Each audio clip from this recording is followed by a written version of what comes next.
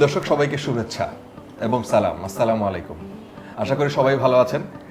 ভূমি বিষয়ক জিনিসপত্র মাথায় আসলে এক ধরনের জটিলতা ভর করে আমাদের মনোজাগতিক জগতে। সেটি হচ্ছে ভূমি মানেই হচ্ছে খাজনা, ভূমি মানেই হচ্ছে নামজারি, ভূমি মানে হচ্ছে সিএস, আরএস, তারপরে সিটি জরিপ, কত কিছু নানান রকমের জার্গন। আমরা একটা আড্ডায় বসেছি আজকে।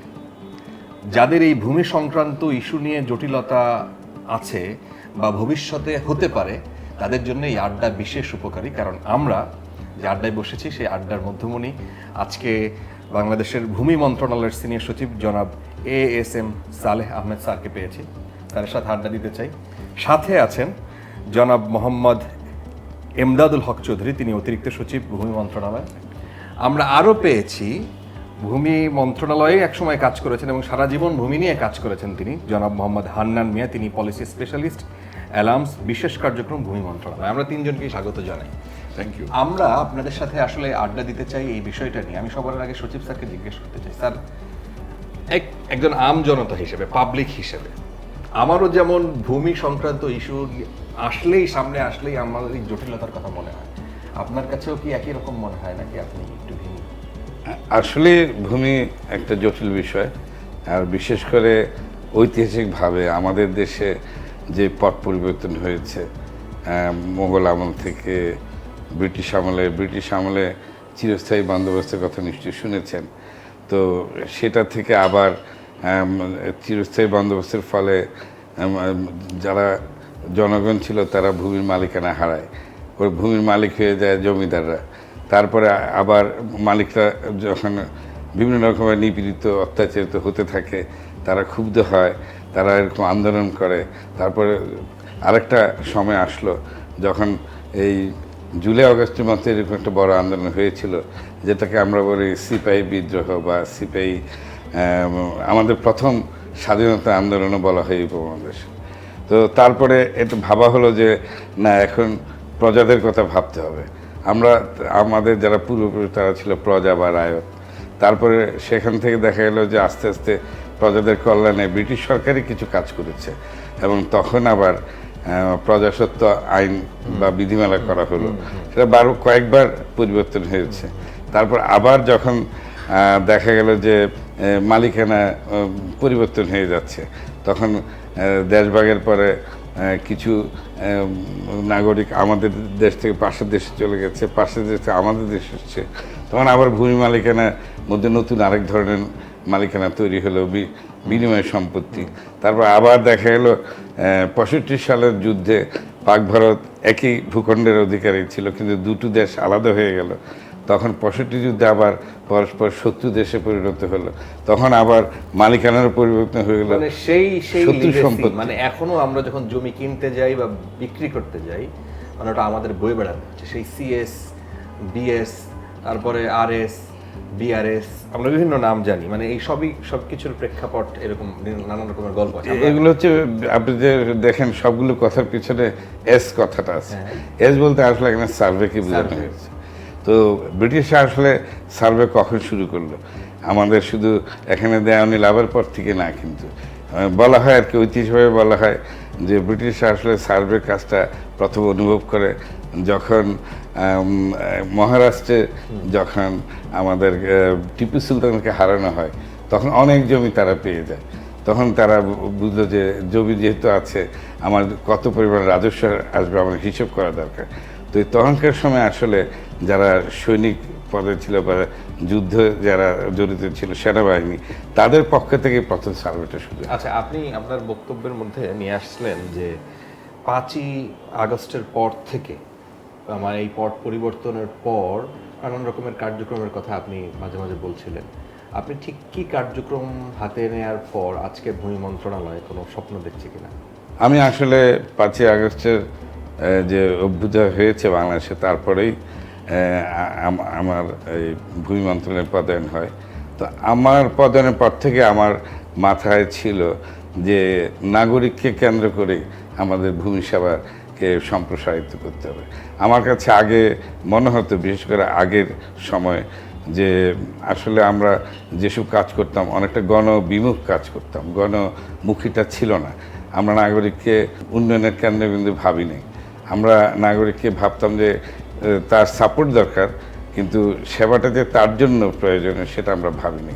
এজন্য আমি যখন এই মন্ত্রে যোগদান করি, আমি তখন জানতে পারি যে এই দেশের জনগণের সবচেয়ে বেশি অভিযোগের তীর হচ্ছে ভূমির দিকে, এবং মানুষের হয়রানি, ভোগান্তি সব কিছু ভূমি মন্ত্রের সবচেয়ে বেশি, এবং টিএবি রিপোর্টও তাই বলেছে। তো পরে আমি আমাদের যিনি আগের ভূমি উপদেষ্টা ছিলেন হাসান আরিফ স্যার, ওনার সাথে আলাপ করে আমরা প্রথমে আমাদের মটো ছিল যে আমরা হয়রানি মুক্ত জনবান্ধব ভূমি সেবা কীভাবে করতে পারি। তা আমি যোগদানের খুব অল্প কদিন পরে, সপ্তাহখানেক পরে, মাননীয় প্রধান উপদেষ্টা ডক্টর মোহাম্মদ ইউনূস স্যার আমাকে ডেকেছিলেন, এবং তিনি 3টা সেক্টরকে খুব বেশি জোর দিয়েছিলেন ওই সময়।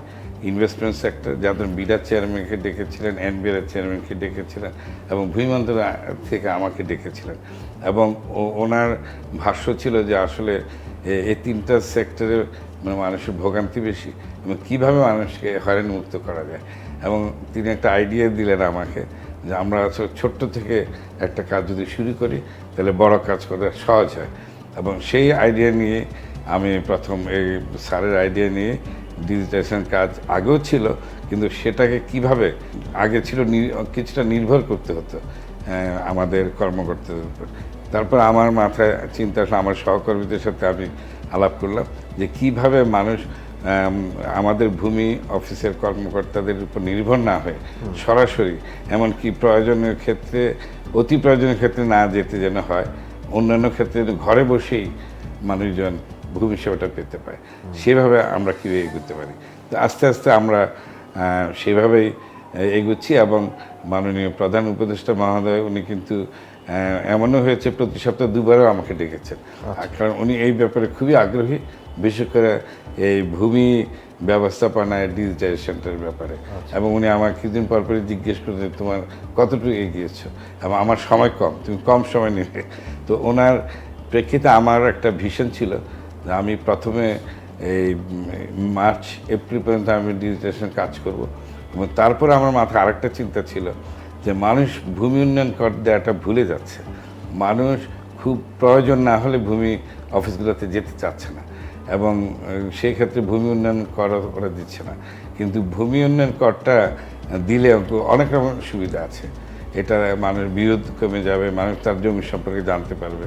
তো আমি স্যারকেও বলেছি যে স্যার আমি কিন্তু মে জুন, কারণ আপনি জানেন ভূমি উন্নয়ন কর আগে বাংলা সন অনুসরণ করে দেয়া হতো, এখন অর্থ বছর হিসাব করে, আমাদের দেশে অর্থ বছর হিসাব করে 1 জুলাই থেকে 30 জুন পর্যন্ত ভূমি কর দেওয়ার সময়। তো সেই সময় আমার একটা ভিশন ছিল যে আমি এপ্রিল মে আমি খুব এটার উপর কাজ করব, জুন মাসে যেন আমরা একটা ভালো ভূমি রাজস্ব পেতে পারি। আচ্ছা, এটা সেই উপলক্ষে আপনারা যদি একবারে এই প্রশ্ন, অনেকগুলো প্রশ্ন আপনাকে একাই করে ফেলছি, সেই উপলক্ষে আপনারা এখন কি করছেন? একটা উদ্যোগ আমরা দেখছি, আমি আমার মুখ দিয়ে বলতে চাইছি না, আপনার মুখ থেকেই শুরু। জি, এখন আমরা যেটা করছি আসলে আমরা ভূমি যে 4টা মূল সেবা, 1 নম্বর ভূমি উন্নয়ন কর, মিউটেশন, জমি যখন হস্তান্তর হয়, তারপর পর্চা মানে খতিয়ান যেটাকে বলে সেটা সংগ্রহ, তারপরে ধরেন পর্চার সাথে অনেক সময় বিরোধ দেখা দিলে কোর্টে নকশাটার প্রয়োজন হয়, যাকে ম্যাপ বলে। এই 4টা সেবা আমরা শতভাগ ডিজিটাইজেশন করে ফেলেছি। তো এর মধ্যে কিছু কথা আছে, আমরা যেমন ডিসেম্বর মাসে আমরা সফটওয়্যারগুলো আপগ্রেড করে আমরা নাম দিয়েছি ভার্সন 2, সেটা চালু করেছিলাম সারা দেশেই।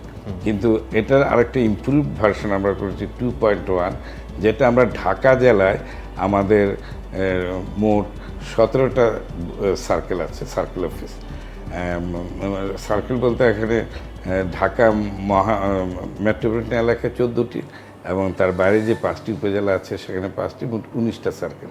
আমরা এই 19টা সার্কেলেই আমরা আপগ্রেডেড ভার্সন 2.1 পরীক্ষামূলকভাবে চলছে আমাদের ফেব্রুয়ারি থেকেই, এবং আমাদের বাকি জেলা এখনও 0.2 যেটা বলেছি সেটা চালু আছে। আমাদের ইচ্ছা আছে যেটা উন্নত ভার্সন যেটা ঢাকা চলছে, এটা আমরা জুলাই মাসে সারা দেশে চালু করব।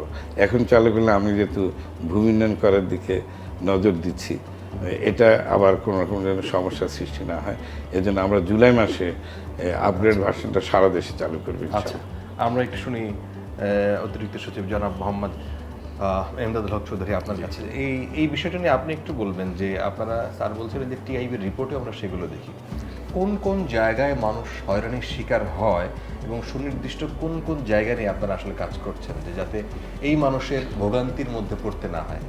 আচ্ছা, থ্যাংক ইউ। স্যার যেটা বলেছেন, স্যারের আপনার প্রথম প্রশ্নটা যেটা ছিল যে ভূমিটা একটা খুব জটিল জায়গা, স্যার তো ঐতিহাসিক একটা সুন্দরভাবে বলেছেন। এর সাথে আসলে আরও একটা বিষয় আমি অ্যাড করতে চাই, সেটা হলো যে আমাদের দেশে জনসংখ্যা বেশি, জনসংখ্যার তুলনায় কিন্তু জমির পরিমাণ কম, পার ক্যাপিটা জমি অনেক কম, ফলে জমি কিন্তু এখানে সবচেয়ে মূল্যবান সম্পদ। যেহেতু এটা সবচেয়ে মূল্যবান সম্পদ, এটার দিকে সবারই নজর, কারণ আমি একটু জমি পেলে আমি অনেক বেশি গেইন করলাম। ফলে এইটা একটা বড় ইস্যু, যেহেতু এটা একটা ইম্পর্টেন্ট অ্যাসেট, আমাদের জমি কম, ফলে সবাই এখানে তার স্টেকটা নিতে চায়, তার ভাগটা নিতে চায়, যে আমার জমিটা কোনোভাবে হারাচ্ছে কিনা। কিংবা যারা দুষ্ট লোক তারাও আসলে মানে অন্যের জমিটা দখল করার একটা সুযোগ পায়, যেহেতু এটা অনেক কস্টলি একটা জিনিস।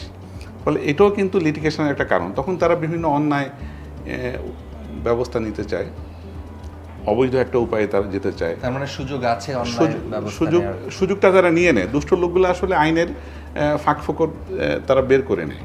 ফলে এই একটা ইস্যু আছে যে এটা জটিলতা, এবং এই যে গুরুত্বপূর্ণ একটা সম্পদ, এখন এটাকে সেভ করার জন্য সরকার তখন কী করেছে, বিভিন্ন সময়ে অনেক আইন করেছে, কারণ দুষ্ট লোকগুলোকে যাতে বাড়িতে করা যায়, এটাকে যাতে সিকিউর করা যায়। ফলে এই যে বিভিন্ন আইন করেছে, যে হস্তান্তর প্রক্রিয়াটা সিকিউর করার জন্য অনেক ধরনের আইন করেছে, পাশাপাশি ধরেন মিউটেশনের জন্য অনেক আইন হয়েছে। এটার আইনগুলোর একটা উদ্দেশ্য হলো যে স্মুথ করা, আরেকটা উদ্দেশ্য হলো যে লোকজন যাতে না ঠকে, সাধারণ লোকজন যাতে বঞ্চিত না হয়, দুষ্ট লোকগুলো যাতে সুযোগ নিতে পারে না। এই ধরনের কারণে কিন্তু এই যে আইনের যে জটিলতা বলছি, কারণ এই যে সিকিউরিটি এনশিওর করতে গিয়ে অনেক সময় বিভিন্ন আইন হয়েছে, আইনগুলা অনেক সময় একাধিক আইন হয়েছে, আইনগুলোর সাথে সমন্বয় অনেক সময় একটু সমস্যা হতে পারে। সেগুলো এই সরকার কিন্তু স্যারও বর্তমান সরকার আসার পরে যে আইনগুলোকে সহজ করা, সমন্বয়টা করা, সমন্বিত একটা আইন করা, এই ধরনের একটা চিন্তাভাবনা কিন্তু রয়েছে। কিন্তু আইন তো একটা লম্বা প্রক্রিয়ার বিষয় থাকে, আবার এই সময় পার্লামেন্টও নাই সেভাবে। তো আইনের থেকে আপনারা যে ডিজিটালাইজেশন, স্যার যেটা বললেন যে আমরা এই কয়েকটা সেবা, বিশেষ করে 4টা সেবা, এই সেবাগুলো পুরোপুরি যদি 100% ডিজিটাল হয়, এটা তো আসলেই একটা বিরাট ব্যাপার। এই জিনিসটা আবার আমি সাধারণ মানুষ, আমি নিজেই জানি না যে এটা আমি বাসায় বসে বসে দিতে পারি। আমি শিক্ষিত মানুষ হইতো, আমি পড়াশোনা করেছি বিশ্ববিদ্যালয়ে, বাট আমি নিজেও জানি না। আপনারা কি একটু জানাবেন, মানে আমাদের এই প্রোগ্রাম আমার ধারণা পাবলিক অনেক মানুষ দেখবে, কারণ জমি আপনি বললেন এমনই এক সংবেদনশীল বিষয়, এমনই এক গুরুত্বপূর্ণ বিষয়।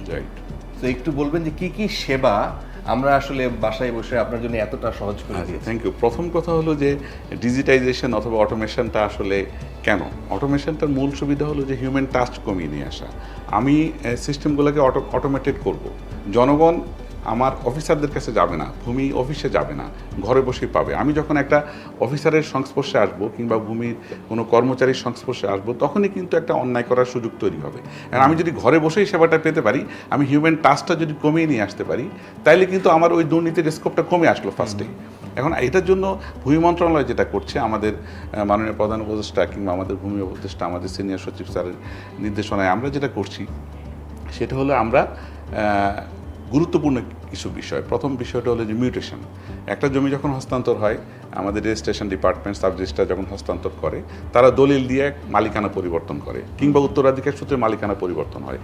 এরপরে আমরা যেটা করি, মিউটেশন করি, নামজারি করে এটাকে রেকর্ডটা হালনাগাদ করি। এখন এই নামজারির প্রক্রিয়াটা অটোমেশন করে ফেলছি আমরা, এখন 100% অটোমেশন। এখন ম্যানুয়ালি কোনো নামজারি হয় না, লোকজন অনলাইনে আবেদন করে। এবং সময় কত না? সময় আমরা 28 দিন, 28 ডেজ একটা আমরা ঠিক করেছি, এটা ম্যাক্সিমাম, এর আগেও হতে পারে। আমরা হিসাব করে দেখেছি যে নর্মালি একজন আবেদন করলে 19 দিনের ভিতরে একদম সব প্রসেস মেনটেন করে 19 দিনের ভিতরে করতে পারে। তো অনেক ক্ষেত্রে কিছু জটিলতা হয়, শুনানি বেশি নিতে হয়, সেক্ষেত্রে 28 দিন।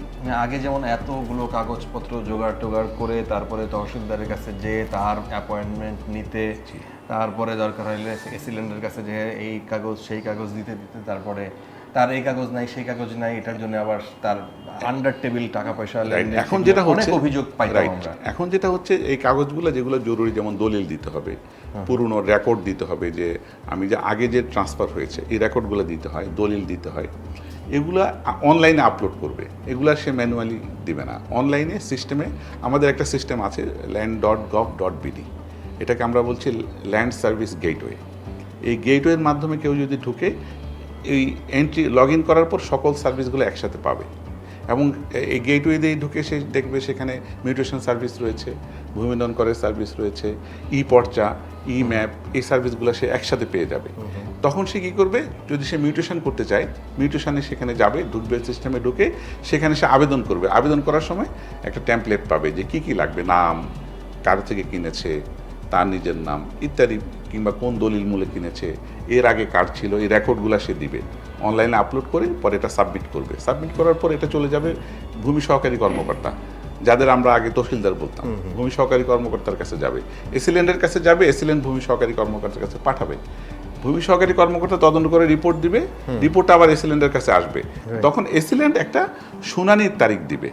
এই একবারই ভূমি অফিসে যেতে হবে, এসিল্যান্ড একটা শুনানির তারিখ দিবে, সেই শুনানি যখন তারিখ পড়বে, আবেদনকারী অথবা যার কাছ থেকে দলিলটা কিনেছে তারা এসিল্যান্ড অফিসে যাবে, মূল দলিলগুলো নিয়ে যাবে, নিয়ে যেয়ে দলিলগুলো এসিল্যান্ড কানুনগো যাচাই বাছাই করবে। একবারই ভূমি অফিসে যেতে হবে আমাদের সিস্টেম অনুসারে। এটা কেন করা হয়েছে? এটাও সিকিউরিটির জন্য করা হয়েছে, কারণ আমি অনলাইনে যে সাবমিট করেছি আমার দলিল, রেকর্ড ইত্যাদি, এর মধ্যে ভুয়া কিছু থাকতে পারে, জাল দলিল থাকতে পারে, সেজন্য মূল দলিলগুলো নিয়ে, মূল ডকুমেন্টগুলো নিয়ে ভূমি অফিসে একবার যেতে হবে। এসিল্যান্ড সাহেব যাচাই করে দিবে, দেখবে অনলাইনে যেটা সাবমিট করেছে এবং তার কাছে ওই দলিলগুলো আসলে আছে কিনা, একটু চেক করে নিবে। চেক করে নিয়ে এসিল্যান্ড সাহেব যখন স্যাটিসফাইড হবে তখন সে নামজারি মঞ্জুর করে দিবে। মঞ্জুর করে এটাও জাস্ট টু কনফার্ম যে এটা মানে কোনো দালাল কিংবা কোনো চক্রের হাতে যাতে চলে না যায়, কেউ যাতে না ঠকাতে পারে, সেজন্যই এই একবার শুনানির ব্যবস্থা করা হয়েছে। বাকিটা সব এরপরে পেমেন্টের ব্যাপার আছে, একটা ফি আছে নামজারিতে। ফিটাও মোবাইল ফাইন্যান্সিয়াল সার্ভিস অথবা ব্যাংকের মাধ্যমে দিতে পারবে। এটাও কিন্তু ফিটা তাকে ম্যানুয়ালি অথবা ক্যাশ কোনো লেনদেন নেই, ক্যাশলেস একেবারে টোটালি 100% ক্যাশলেস। মানে আগে যেটা তহসিলদারদের কাছে টাকা দিতে হতো, রাইট, সেটা এখন আর দেয়া লাগে না, এটা ফুললি ক্যাশলেস। ভূমিদন কর যেটা দিচ্ছে স্যার যেটা বললেন, এটাও ফুললি ক্যাশলেস, পুরোপুরি ক্যাশলেস। সে হয়তো বিকাশ, নগদ, উপায় এগুলোর মাধ্যমে দিবে, অথবা বড় অ্যামাউন্ট যদি হয় সেটা চেকের মাধ্যমে দিতে পারে। ব্যাংকে যে অনেক বড় একটা অ্যামাউন্ট থাকে অনেক সময়, যেটা হয়তো বা এই ফিনান্সিয়াল, মানে টাকা পয়সা যা লেনদেন সবই তার হয়তো ফিনান্সিয়াল ব্যাংকিং সিস্টেম অথবা mobile financial system, yes, cashless হয়ে গেছে। ফলে হিউম্যান টাচ একদম, আমি যে লেনদেন করবো টাকা পয়সার সেই সুযোগটা অনেক কমে গেছে। এখন তারপরেও যদি কেউ কিছু করে সেটা তো অন্য বিষয়, বাট আমাদের সিস্টেমে তারপরেও কেউ কিছু করলে, এটা নিয়ে আমি পরে প্রশ্ন করি, তারপরেও যদি কেউ কিছু করে সেটা আপনারা কিভাবে অভিযোগগুলো নেন, কিংবা নেওয়ার সুযোগ আছে কিনা, আপনাদের কাছে পর্যন্ত আসতে পারে কিনা? আমি একটু হান্নান স্যার আপনার কাছ থেকে শুনি যে এই যে চ্যালেঞ্জের কথাটা স্যার বললেন, যে এইটা একটা দারুণ বিষয়, কিন্তু চ্যালেঞ্জ হলো আমি দেখছি সাদা মাথায়, আমি নিজে একজন ইউনিভার্সিটি পড়া মানুষ, তারপরও ভূমির বিষয়গুলো আমার কাছে জটিল মনে হয়, কিন্তু গ্রামের যে সাধারণ মানুষ একেবারেই সে মনে করেন এখন পর্যন্ত নিরক্ষর, তার কাছে এই জিনিসটা কতটা চ্যালেঞ্জিং, এবং সেখানে আপনারা মাঠ পর্যায়ে আপনারা তাদেরকে শিক্ষিত করার জন্য কিছু করছেন কিনা? ধন্যবাদ আপনাকে। চ্যালেঞ্জিং বলতে গেলে আমাদের দেখতে হবে ল্যান্ড ম্যানেজমেন্টে আরবি, ফার্সি, উর্দু এবং ইংরেজি শব্দের ব্যবহার বেশি, এবং এগুলি জনগণকে জানানোর কোনো ভূমিকা আমরা ইতিপূর্বে নেই। বর্তমান সরকার চেষ্টা করছে জনগণকে এইগুলি সম্পর্কে জানানোর জন্য। স্যারের চেষ্টা চলছে এটা পাঠ্যপুস্তকে নেওয়ার জন্য। যদি নেওয়া হয় জনগণকে অ্যাওয়ার করতে হবে। স্যার বিভিন্ন হ্যান্ডবিলের মাধ্যমে ভূমি আমার ঠিকানা নামে একটা ছোট্ট পাম্পলেট বের করছেন, বের করে জনগণকে একবারে সহজ ভাষায় বুঝিয়ে দেওয়ার চেষ্টা করছেন। আপনাদের দাগ খতিয়ান নিয়ে ভয় পাওয়ার কোনো কারণ নাই, এগুলি সহজ জিনিস। আমরা এতদিন পরে আমি বলবো, যাই হোক, আমরা এখন সৌভাগ্যবান, স্যার শুরু করেছেন জনগণকে জানিয়ে দেওয়ার জন্য। না জানার কারণে কিছু কিছু বুদ্ধিমান লোক আমাদের উপরে চড়াও হয়েছে, আমরা এই চ্যালেঞ্জের মধ্যে পড়েছি। আমরা এখন জানিয়ে দেওয়ার জন্য স্যার কিন্তু অনলাইনে মিটিং করছেন, ফেসবুকে স্যার মুখোমুখি হচ্ছেন, হয়ে জনগণকে বুঝিয়ে দিচ্ছেন যে কীভাবে আপনারা আপনাদের স্বার্থগুলি জমির সুরক্ষা করবেন। আমাদের দেশের সিস্টেম কিন্তু দুই প্রকার, এক প্রকার হলো ল্যান্ড রেজিস্ট্রেশনের মাধ্যমে আমাদের জমির মালিকানা সৃষ্টি হয়, আরেকটা হলো সরকারের স্বীকৃতি। সরকারের স্বীকৃতিটা হলো ল্যান্ড রেকর্ডের মাধ্যমে হয়। এই স্বীকৃতিটা ভূমি মন্ত্রণালয় দেন।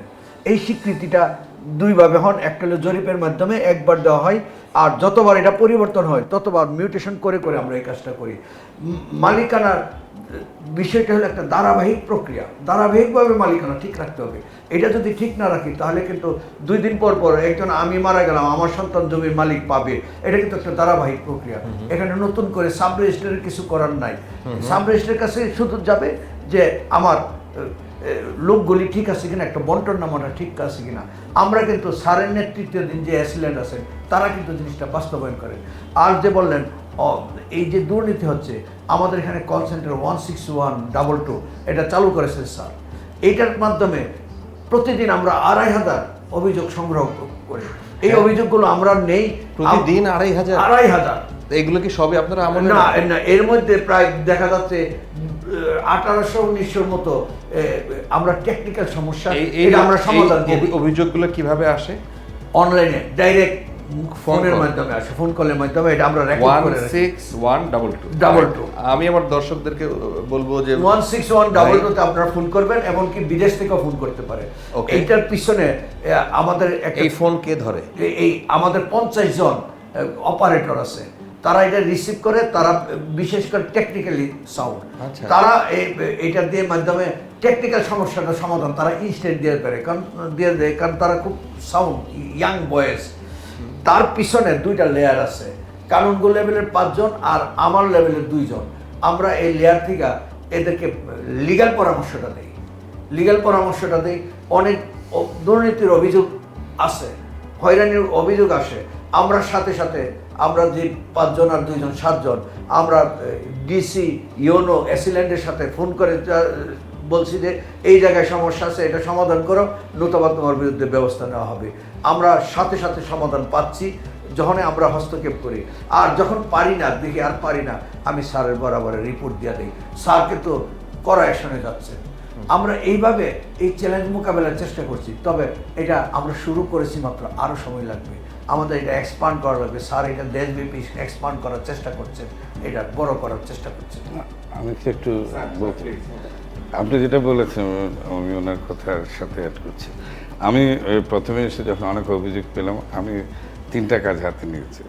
প্রথমত হচ্ছে যে আমাদের অফিসে যে আমাদের কর্মকর্তা আছে 47 জন, আমি সবাইকে জেলা ভাগ করে দিয়েছি এবং তাদেরকে মানে আকস্মিক পরিদর্শন করার জন্য আমি নির্দেশ দিয়েছি। এবং তারা বিভিন্ন এসিলেন্ট অফিসে যাচ্ছেন, তারা রিপোর্ট করছে এবং রিপোর্টের ফরম্যাট আমরা করে দিই। এটা একটা। দ্বিতীয় হচ্ছে আমি যখন দেখলাম যে এই কল সেন্টার আমি আসার আগেই ছিল, আমি দেখলাম যে এটা তথ্য সরবরাহ হচ্ছে। আমরা দেখলাম যে অনেকগুলো অভিযোগ, বিশেষ করে ডিসেম্বরে আমরা যখন প্রথম সফটওয়্যারগুলো, নতুন সফটওয়্যারগুলো আপলোড করি, তখন আমরা বিভিন্ন ধরনের সমস্যা পড়ছিলাম এবং অভিযোগ আসতে শুরু করলো যে সার্ভার কাজ করছে না। আবার আমাদের যারা মাঠ পর্যায়ে কাজ করে, ইউনিয়ন পর্যায়ে কাজ করে, তারাও প্রথমে এই জিনিসটা চাচ্ছিল না, মানে এটা একটা বাধা ছিল এবং তারা দেখা যাচ্ছিল অনেক রকম প্রচারণা করতে। তারা চাচ্ছিল না যে এখানে যেহেতু নগদ লেনদেন নাই, আগে যেভাবে মানুষকে একটু মানে আটকিয়ে কিছু পাওয়া যেত, সেটা নাই, পাওয়া যাচ্ছে না। সেটা আপনি খুব পরিষ্কার বলেছেন, আমি বলতে চাই না, আপনি বলে দিয়েছেন। তো সেগুলোর জন্য কিছু বাধাও ছিল আমাদের। তখন আমরা চিন্তা করলাম যে কীভাবে এটা আমি এই চ্যালেঞ্জটা মোকাবেলা করতে পারি। তখন আমরা পত্রিকায় গড়া বিজ্ঞপ্তি দিয়েছি যে যত ধরনের সমস্যা হবে আপনারা 16122 থেকে অভিযোগ করবেন এবং সেটা আমরা খোলা রেখেছি। আপনি শুনলে অবাক হবেন যে গত ঈদুল ফিতর গেল, সেদিনও আমাদের এটা খোলা ছিল, 24 ঘন্টা খোলা। এটা আপনি আজকে রাত 12টার পরে পরীক্ষা করতে পারেন এবং 24 ঘন্টা খোলা রাখার উদ্দেশ্য হচ্ছে 16122 আমাদের নাম্বারটা মনে রাখবেন, 16122। জি, তবে বিদেশ থেকে যদি করে সেখানে আরও একটু পরিবার আছে। 096 তো কমন একটা নাম্বার আছে, তারপরে হচ্ছে 123 123, তারপর আবার 16122। এটাগুলো বিদেশ থেকে করতে পারে। এবং আমি যেটা বলছিলাম চ্যালেঞ্জটা আমার 3টা ধাপ ছিল। প্রথমটা বললাম আমি ইন্সপেকশনের মাধ্যমে, দ্বিতীয়টা বললাম কল সেন্টারে অভিযোগের মাধ্যমে। তৃতীয়টা আমাকে আমার সহকর্মীরা বুদ্ধি দিয়েছে যে আমাদের যে অটোমেশন প্রকল্প, ওখান থেকে বোঝা যায় যে কারা মাঠ পর্যায়ে এমনও আছে শুরুর দিকে ওরা কাজ করতে চায়নি, ওরা দেখা গেছে যে আমার পুরনো যে মিউটেশন আবেদন সেগুলো পেন্ডিং হয়ে যাচ্ছে। এটা কিভাবে আমি বুঝতে পারবো? তখন দেখা গেলো যে এখন যেহেতু প্রযুক্তি ব্যবহার করা হচ্ছে, আমি পেলাম যে 106 জন আমার 3,467টা ইউনিয়ন ভূমি অফিস, এবং সেখানে দেখা গেলো আমাদের 106 জন লোক 15 দিন ধরে ওখানে এটাকে যায়নি, এটা লগ ইন করেনি। সে তথ্য ওনারা আমাকে দিল, আমি তাদের সাথে জুমে বসলাম, কথা বলেছি। কথা বলার পরে কোন লেভেলের অফিসার? এরা বেশিরভাগ আছে ইউনিয়ন ভূমি সরকারি কর্মকর্তা অথবা ইউনিয়ন ভূমি উপসহকারী, আগে যারা তহসিলদার বা সহকারী তহসিলদার ছিল, সার্ভেয়ারও কিছু ছিল 2-1 জন। তো এটা যখন বলা হলো, তারপর আজ পর্যন্ত লগ ইনের মানে ওরা এখন সবাই বসে, মানে এটা তো সুযোগ নাই আসলে। আমি অনলাইনে সাবমিট করেছি, সো কে করে নাই, কে মানে পদক্ষেপ নেয় নাই কোন অফিসার, এটা দেখা যাচ্ছে। এটা এখন আমরা বের করতে পারি, এটা ইলেকট্রনিক্যালি দেখা যাচ্ছে। আরেকটা জিনিস হচ্ছে আমাদের এই চ্যালেঞ্জ, যেহেতু এটা নতুন জিনিস, যারা সার্ভিস প্রোভাইড করবে, আমার যারা কর্মকর্তারা আছে ইউনিয়ন পর্যায়ে, তাদের তো এই জিনিসটা জানতে হবে, মানে কীভাবে সে নতুন জিনিস। এই যে আপনার প্রত্যেকটা ইউনিয়ন অফিসে এখন কি কম্পিউটার সবাই জানে? হ্যাঁ, মানে আমরা 100 ভাগ জানে এবং ট্রেন করা হয়েছে। 100 ভাগ ট্রেনিং, আমরা 5,877 জনকে ট্রেনিং দিয়েছি, এখন কেউ 2বারও পেয়েছে না। আমরা 100% ট্রেনিং কাভার করেছি, কিন্তু কাভার করলেও আমরা একটা ট্রেনিংয়ে সব কিছু হয় না, ট্রেনিং কিন্তু এখনও চলমান। আর দ্বিতীয় হচ্ছে যাদের একটু বয়স বেশি, তারা একবারে অনেক সময় বুঝতে পারেন না, তো তাদেরকেও আমরা বিভিন্নভাবে, আমাদের ট্রেনিং কিন্তু বন্ধ হয়নি, ট্রেনিং চলছে, কিন্তু ওই চ্যালেঞ্জটার জন্য আমরা ভাবলাম যে আমাদের ট্রেনিংয়েরও প্রয়োজন আছে। আচ্ছা, আপনি যেন কি বলতে চাচ্ছিলেন এই বিষয়ে? না, এখানে দক্ষতা বৃদ্ধির জন্য ট্রেনিংয়ের ইস্যুটা স্যার যেটা বললেন খুব ভাইটাল একটা ইস্যু।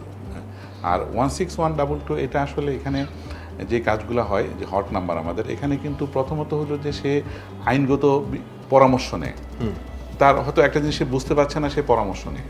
সেকেন্ড হলো যে সে তার একটা মিউটেশন করতে গিয়ে আটকে গেছে কোথাও, কিংবা ভূমিনয়ন করতে গিয়ে টেকনিক্যালি একটা জায়গায় আটকে গেছে, সে ফোন করে তার সলিউশনটা নিচ্ছে। থার্ডলি অভিযোগ দিচ্ছে। ফলে 3টা ইস্যু আর কি এখানে, তথ্য নেওয়া, সেবা নেওয়া এবং অভিযোগ জানানো, 3টা ইস্যু কিন্তু এখানে একসাথে ডিল করা হচ্ছে।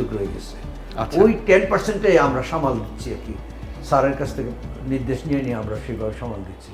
স্যার অনেক সময় যখন নাকি কোনো এই অভিযোগ বেশি হয়ে যায়, স্যার অনলাইন মিটিং করে কমিশনারদের, ডিসিদের বলে দিচ্ছেন এই ধরনের সমস্যা হচ্ছে, তোমরা এই ব্যাপারে সতর্ক হও। তো ওনাদের এই সতর্কতার ভিত্তিতে কিন্তু আমরা সুফল পেয়েছি। আমরা দেখেছি অভিযোগ কোনো সময় বাড়ে, কোনো সময় কমে। এটা স্যারের নেতৃত্ব।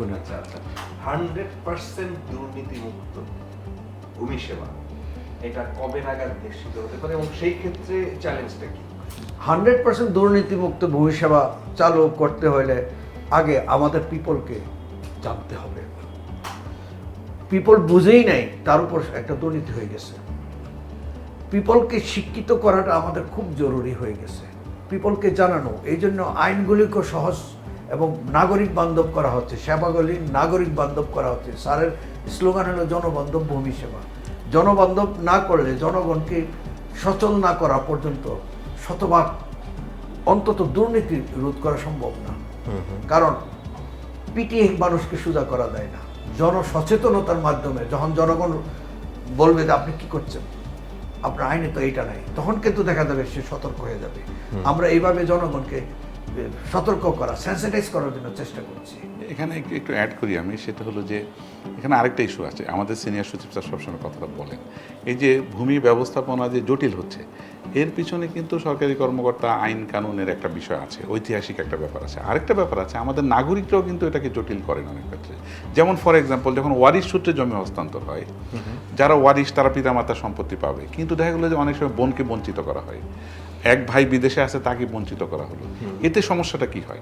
উনি বঞ্চিত হলেন, শুধু এটা না, এর প্রেক্ষিতে যিনি বঞ্চিত হলেন উনি আবার যে কোর্টে মামলা করলেন, মামলা করলে এই যে একটা লিটিগেশন তৈরি হলো, এটাও কিন্তু ল্যান্ড লিটিগেশনের একটা কারণ। কিংবা অনেকে আছে যে ধরেন অবৈধ দখলদার, পাশাপাশি 2জন আছে, একজন তার যখন বাউন্ডারি ওয়াল দিলেন, এর জমির কিছু একটা অংশ সে নিয়ে নিলেন, কিংবা জমিটা ছাড়লেন না, তার তার নিজের যে অতটুকু মালিক তার চেয়ে একটু বেশি নিয়ে নিলেন। ফলে এই ইস্যুগুলো কিন্তু মানে জনগণও এখানে, যেহেতু আমি আগেই বলেছি এটা সম্পদটা সবচেয়ে মূল্যবান, জমিটা সবচেয়ে মূল্যবান সম্পদ, সবাই চাই যে একটু যদি বেশি নিতে পারি অনেক বেশি গেইনার আমি। ফলে এখানে আমাদের জনগণের এন্ডেও কিছু বিষয় আছে, জনগণকে সচেতন হওয়া দরকার যাতে তারা এই বিষয়টা করে। আরেকটা জিনিস আপনার প্রশ্ন করছেন স্যারকে 100% দুর্নীতি মুক্ত করা, এখানে আরেকটা বিষয় আছে, সেই বিষয়টা হলো যে স্যার, এটা স্যারও টপ প্রায়োরিটি দেন, সেটা হলো যে আমাদের জরিপ।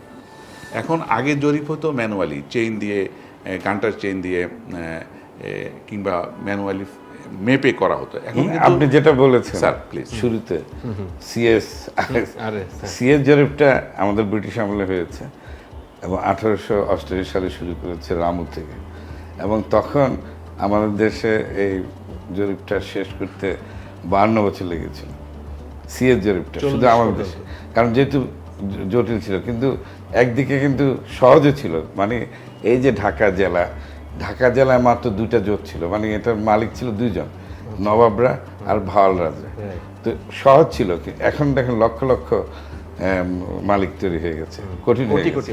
হ্যাঁ, তো এখন সিএস জরিপ যদি, কিন্তু এখন পর্যন্ত আমাদের কিন্তু বেশ সিএস জরিপ, তারপর যেগুলো হয়েছে সেগুলো কিন্তু জরিপের নামে আমরা আসলে ভালো সেবা দিতে পারিনি। এবং আমাদের যে বলা হয় যে আমাদের কোর্ট কাছারিতে যত মামলা, তার 80% হচ্ছে জমি সংক্রান্ত। এই যে জমি সংক্রান্ত মামলাগুলো, এইগুলো যদি দূর করতে হয়, একটা কমপ্লিট ডিজিটাইজ জরিপ করতে হবে। ডিজিটাল জরিপ কি পরিমাণ মামলা আছে জমি সংক্রান্ত মামলা? এটা আমার কিছু তথ্যের ঘাটতি আছে, তারপর আমি যতটুকু জানি যে 10.5 লাখ মামলা আছে ভূমি সংক্রান্ত, যেখানে ভূমি সচিব নিজে বাদী, সারা দেশে তো অনেক অনেক মামলা আছে।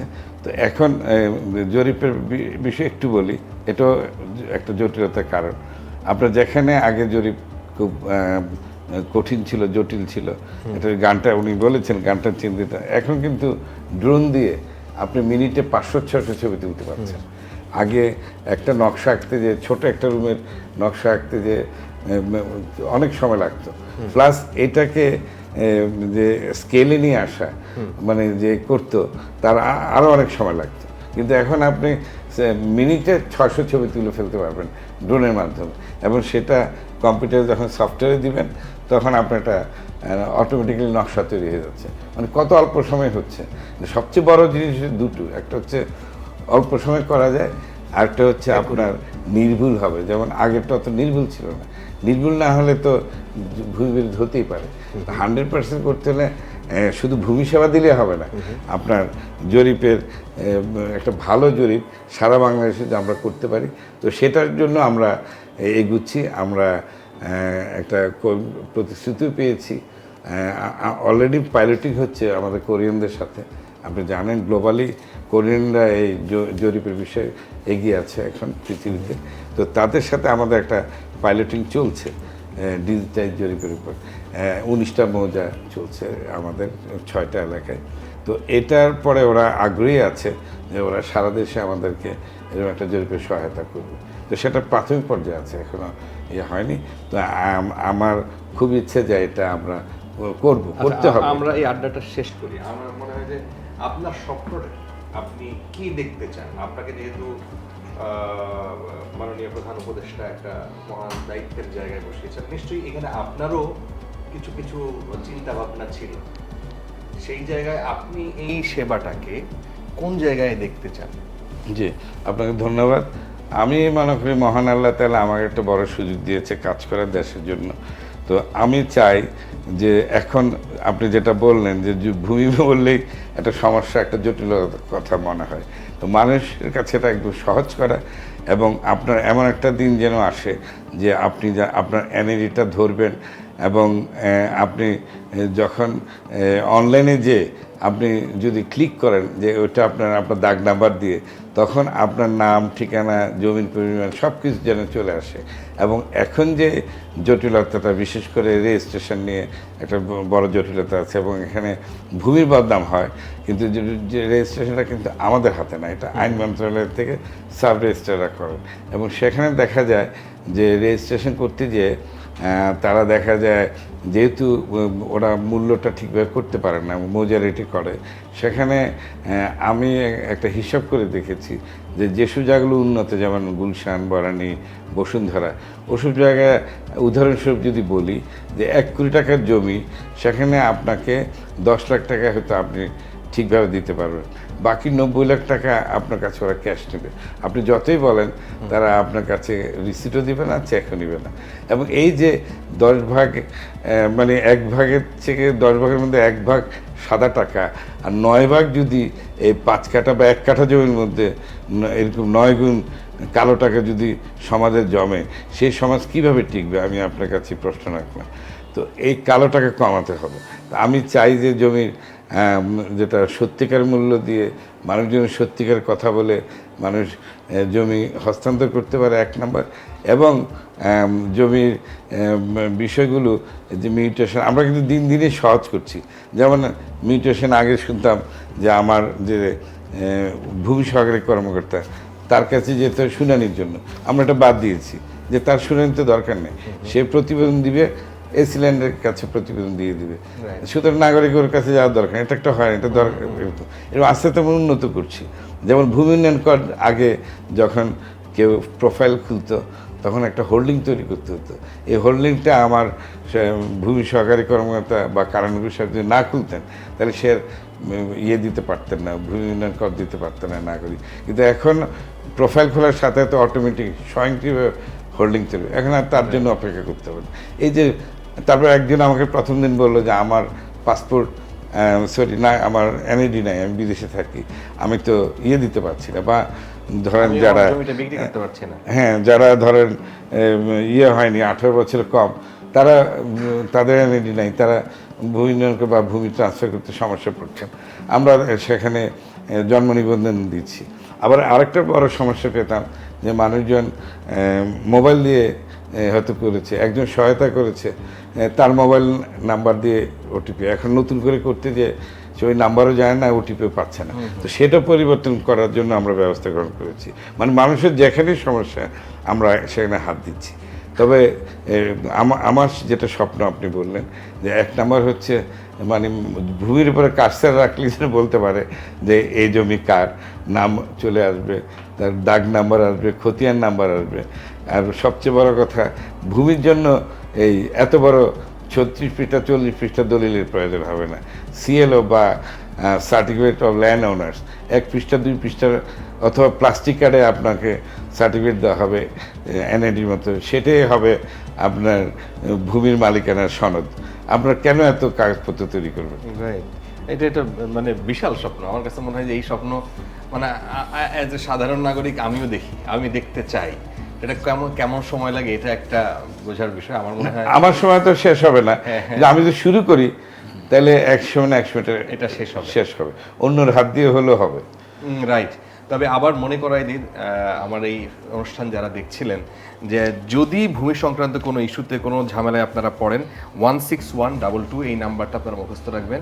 আর সর্বশেষ আপনাদেরকে একটা অনুরোধ রাখতে চাই যে এই আড্ডা থেকে আর কিছু হোক না হোক, আপনি একটু সচেতন হন। আপনার সচেতনতা পারে আপনাকে অনেক কিছু থেকে মুক্তি দিতে। আমার কাছে মনে হয়েছে যে আপনি অনেক জায়গা থেকে হয়তো জটিলতা থেকে মুক্ত থাকতে পারেন। এর জন্য আসেন সবাই, একটি কার্যকর, একটি স্বচ্ছ, একটি ভূমি ব্যবস্থাপনা, এমন ভূমি ব্যবস্থাপনা চাই যেটি মানবিক ভূমি ব্যবস্থাপনা। তো সবার জন্য শুভকামনা, ভালো থাকুন সবাই। ধন্যবাদ। আপনাকে ধন্যবাদ।